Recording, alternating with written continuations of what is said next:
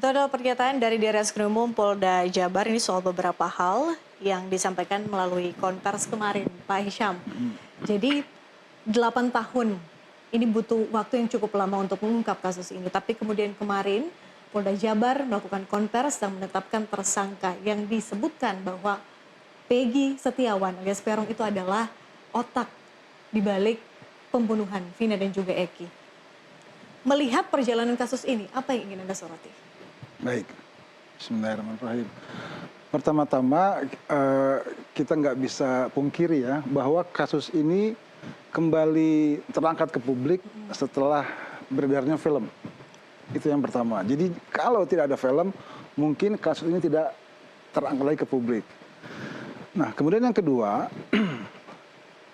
di publik banyak sekali podcast, diskusi, diskursus dari berbagai pihak, ahli, serta pengamat yang membedah kasus ini bukan hanya dari sisi korban atau pelaku, tapi juga dari sisi proses hukumnya, yakni bahwa kasus ini sudah inkrah di pengadilan.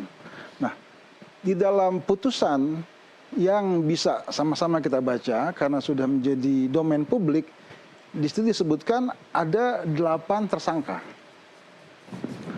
Kemudian di saat yang sama ramai di publik efek dari film tadi bahwa ada 3 tersangka lagi yang masih belum ditangkap.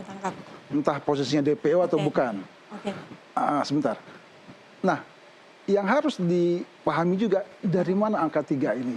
Kemudian Pak Dir, Pak Suherman tadi ya, itu sudah menyatakan bahwa Peggy Sukmawan ini adalah otak dari Peggy Setiawan, otak dari pembunuhan Vina. Mungkin perlu diluruskan dulu Pak, itu yang 3 DPO itu sudah berdasarkan amar putusan dan bukan berdasarkan atau dilihat dari filmnya lagi. Oke.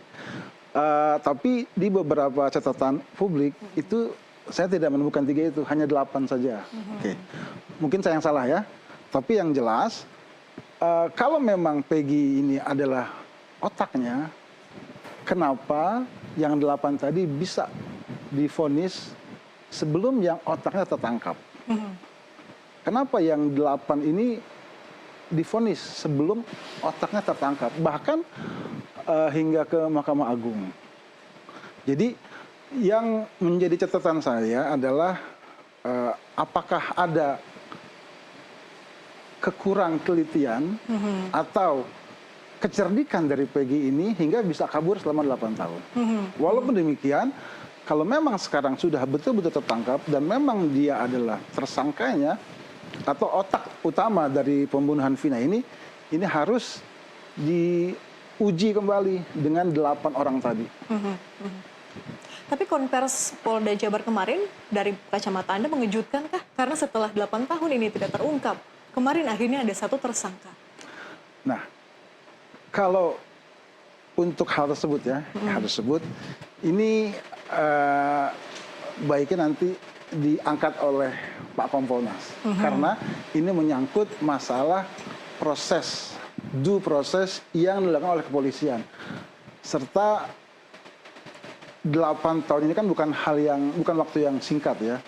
Jadi kenapa 8 tahun ini seperti tidak ada pergerakan apapun. Nah, ini harusnya bisa menjadi sesuatu yang dibuka ke publik agar publik bisa paham ada apa di 8 tahun ini agar tidak ada dugaan-dugaan yang liar.